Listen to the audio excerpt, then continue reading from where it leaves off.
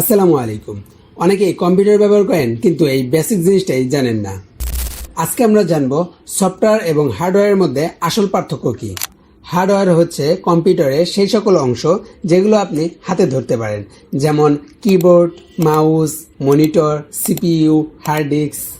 আর software হচ্ছে program বা app যেগুলো কম্পিউটারকে কাজ করতে সাহায্য করে, যেমন Windows, Microsoft office, Google Chrome. Software না থাকলে হার্ডওয়্যার কোনো কাজই করতে পারে না।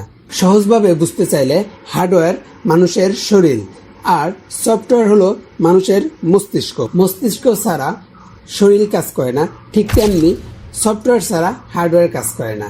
ধরুন আপনার কাছে একটা নতুন ল্যাপটপ আছে কিন্তু উইন্ডোজ ইনস্টল করা নেই, তখন কি আপনি কাজ করতে পারবেন?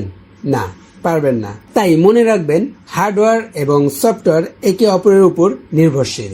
ভিডিওটি ভালো লাগলে লাইক, কমেন্ট, শেয়ার করুন। আর এমন সহজভাবে কম্পিউটার শিখতে আমাদের পেজ এবং ইউটিউব চ্যানেল সাবস্ক্রাইব করুন এবং পেজে ফলো করুন। ধন্যবাদ।